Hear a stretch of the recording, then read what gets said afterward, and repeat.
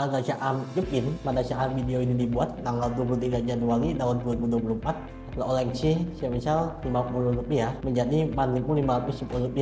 Angka ini merupakan angka yang terendah dalam 6 bulan terakhir. Terkoreksi tajam sebesar 22,2% dari harga 5.800 pada 31 Oktober tahun 2023.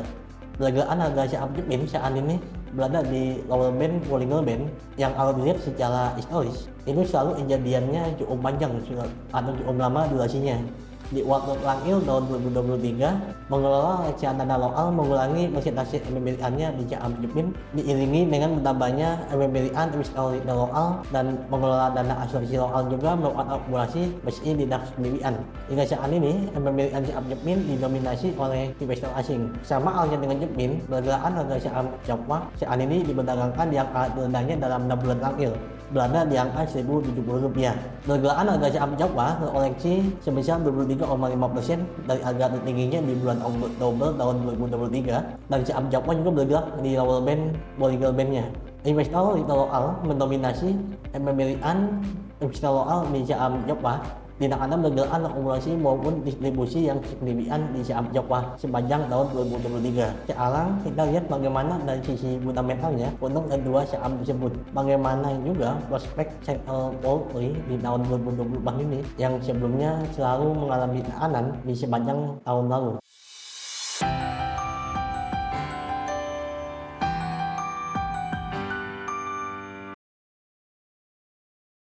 Halo semuanya, kembali bersama saya David Jaya di channel Pipeline Investasi. Pada kesempatan kali ini saya akan membahas bagaimana prospek sektor poultry di tahun 2024 dan pada khususnya untuk saham Jauh Pokpen dengan kode saham Jepin dan Japwa dengan kode saham JPFA. Terdapat dua sentimen utama yang mempengaruhi sektor poultry ini ya. Yang pertama adalah bagaimana harga jual dari jagung. Harga jagung saat ini turun hingga $4,5 basel atau gantang, dan angka ini merupakan yang rendah dalam 3 tahun terakhir akibat adanya kelebihan pasokan dan permintaannya yang lemah. Jadi supply-nya itu lebih besar daripada demand-nya. Dalam rilis terakhir dari World Agricultural Supply and Demand Estimate, Departemen Pertanian di Amerika Serikat merevisi perkiraan produksi jagung di Amerika Serikat pada tahun 2023 dan 2024 15,34 miliar gantang. Jadi revisi naiknya itu sebesar 108 juta gantang, mengalahkan ekspektasi dari pasar sekitar 15,22 miliar gantang karena hasil panen yang lebih tinggi. Estimasi output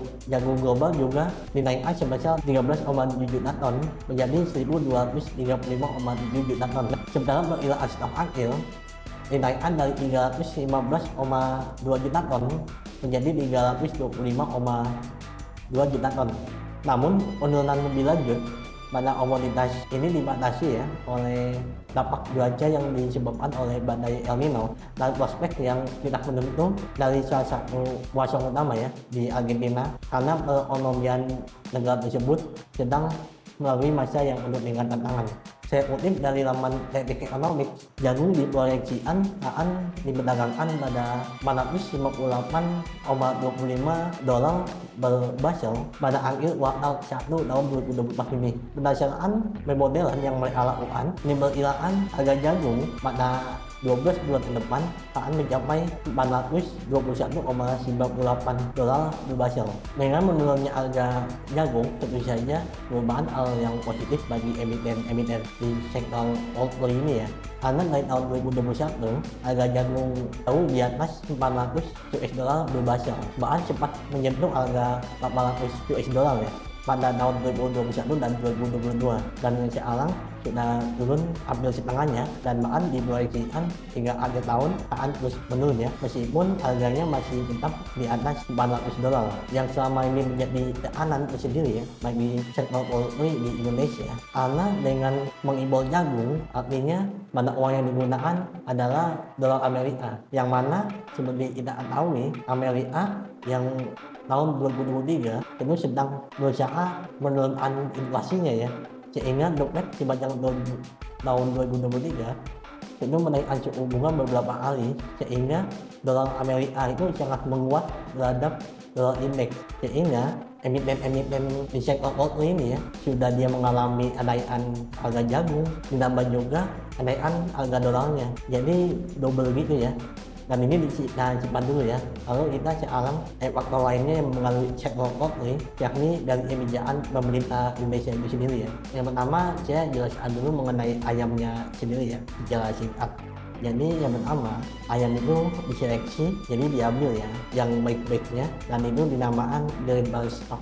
Jadi grade bar stock itu adalah ayam dari hasil persilangan dan seleksi dari berbagai kelas ya, dan juga berbagai varietas yang dilakukan oleh bibit. Dan lalu untuk setiap satu grade bar stock itu menghasilkan sekitar 40 bahan stok. Jadi hasilnya itu akan menjadi baik ya, karena dari atasnya itu sudah baik. Lalu dari bahan stok ini dihasilkan kembali menjadi final stock ya. Dan satu bahan stok itu menghasilkan sekitar 140 final stock, dan final stock inilah yang nanti akan diambil dagingnya dan telurnya. Saat ini yang menjadi sepanjang tahun 2023 bahan stok itu sangat subur ya. Bahkan yang tadinya itu biasanya menghasilkan 140 final stock dapat menghasilkan 160 final stock, sehingga suplai ayam yang ada di Indonesia ini menjadi berlebih. Suplai berlebih artinya harga ayam akan menjadi murah ya. Lalu seperti biasanya pemerintah melakukan intervensi ya, namanya melakukan intervensi melakukan aling. Jadi aling ayam ini adalah memotong atau menyeleksi ayam lagi ya. Dan berdasarkan data yang saya impun ya, pada tahun 2023 kemarin proses aling ini berulang secara signifikan ya. Jumlahnya itu sepanjang tahun 2023 itu hanya sebesar 244 hingga 255 juta ekor. Bila dibandingkan dengan tahun sebelumnya, tahun 2022 itu sebesar 426 juta ekor, bahkan tahun 2021 766 juta ekor dan dilakukan 10 kali. Dengan misalnya dilakukannya proses ini ya, tentu saja ketersediaan ayam itu menjadi berulang ya, suplai ayamnya berulang dan harganya itu menjadi naik. Sedangkan kalau prosesnya ini sedikit, tentu saja suplai ayam di pasar masih sangat besar ya, sehingga tentu saja ini menjadi sentimen negatif sendiri bagi emiten-emiten yang bergerak di sektor poultry. Tetapi saya melihatnya ya, habis secara historis, ayam dan telur ini mengalami kenaikan yang signifikan. Pemerintah Indonesia biasanya langsung melakukan intervensi ya, dan sehingga harga ayam dan telur ini dalam tanda kutip normal kembali. Sedangkan apabila harga ayam dan telur ini murah, pemerintah biasanya mengurangi intervensinya ya, untuk harga ayam dan telur ini. Sebelum kita menghitung proyeksi kinerja dari Jepin dan Jepang, saya ringkas dulu bagaimana capaian kinerja dari kedua emiten tersebut hingga kuartal 3 tahun 2023 ya. Pendapatan Jepin naik 8,49% secara year-on-year, yakni sebesar 47,12 triliun. Penghasilan laba bersih sebesar 2,67 triliun. Pendapatannya naik, tetapi laba bersihnya turun ya, sebesar 16% secara year-on-year. Beban pokok penjualan Jepin itu naik 10,12% menjadi 40,21 triliun.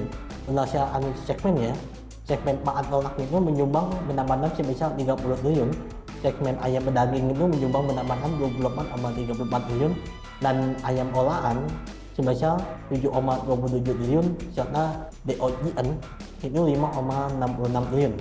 Sama halnya dengan Jepin, pendapatan Jawa juga naik, meskipun pendapatan dari Jawa ini naik tipis 2,64% menjadi 37,7 triliun. Tetapi laba bersih dari Jawa itu mengalami penurunan yang sangat signifikan ya, sebesar 34,37% menjadi 937 miliar rupiah. Dan beban pokok penjualan dari Jawa itu naik 3,9% menjadi 31,84 miliar rupiah.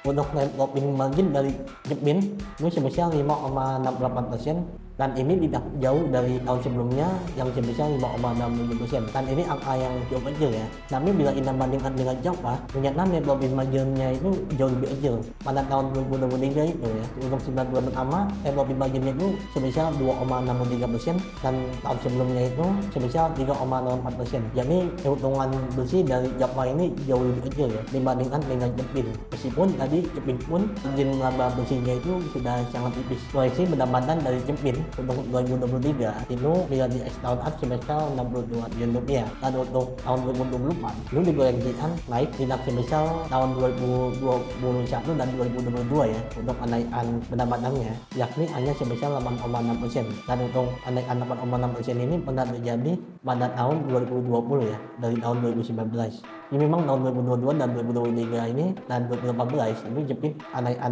pendapatannya besar ya. Tetapi bila kita menggunakan proyeksi yang moderat, penggunaan angka di sekitar 8 sampai 9% saja ya. Sebagaimana yang terjadi pada tahun 2019 dan tahun 2020.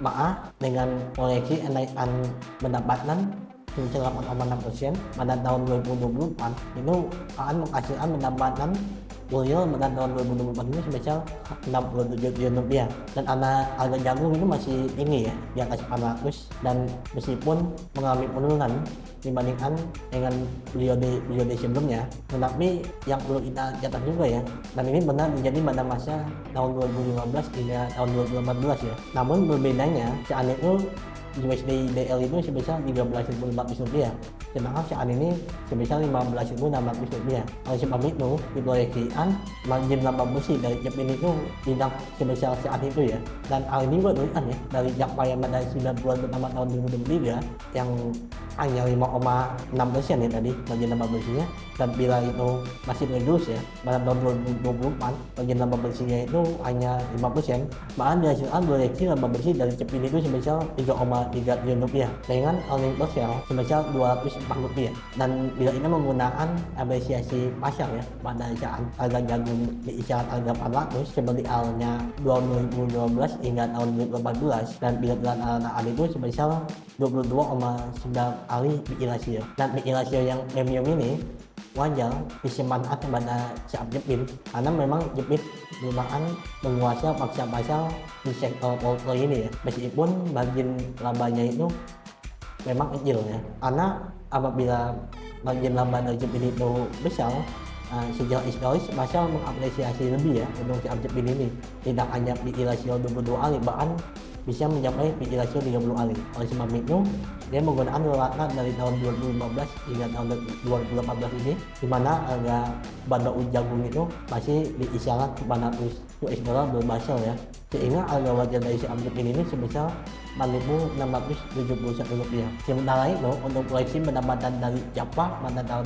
2024 apabila dengan asumsi pada tahun 2023 ini hasil di setahunan itu sebesar 50,3 triliun rupiah ya. Lalu diproyeksikan kenaikan pendapatan Japa ini naik 3% ya, seperti angka dari tahun 2022 tahun 2023. Maka pada tahun 2024 pendapatan Japa diproyeksikan sebesar 51,8 triliun rupiah dengan proyeksi net profit margin sebesar 2% ya. Ini menggunakan proyeksi yang cukup moderat karena pada tahun 2023 ini pada 9 bulan pertama itu tadi seperti yang telah di-mention, net profit margin dari Japa ini sangat tipis ya, yakni hanya 2,67%, dan pada tahun 2022 pun hanya sebesar 3% saja. Maka proyeksi laba bersih yang dihasilkan oleh Japa ini menghasilkan earning per share itu sebesar 88,3 rupiah. Ternyata ini rasio Japa pada tahun 2015 hingga tahun 2014, karena harga jagung saat itu hampir sama dengan harga jagung berdasarkan proyeksi tadi ya di kisaran 400 US dollar. Maka bila dilaksanakan sebesar 12,25 kali, sehingga menghasilkan harga wajar untuk saham Japa ini sebesar 1.083 rupiah. Jadi sudah didapatkan ya untuk harga wajar dari Jepin itu banding 671 rupiah, dan harga wajar dari Japa itu sebesar 1.083 rupiah. Sebenarnya ini harga ini cukup wajar ya, mengingat sebenarnya memang sebelum tahun 2023 harga dari Japa dan Jepin ini sangat diapresiasi oleh pasar ya. Tapi bila kita melihat historis ceritanya sebelum tahun 2019 ya, memang apresiasi pasar untuk kedua emiten ini lebih normal ya untuk harga wajar yang tadi telah dihitung, sehingga menurut saya ini juga menjelaskan atau menggambarkan ceritanya apa yang sebenarnya terjadi di pasar untuk saat ini ya, untuk saham Japa dan saham Jepin ini ya. Sekian riset dari saya mengenai sektor poultry pada tahun 2024. Semoga bermanfaat bagi kita semua. Baik.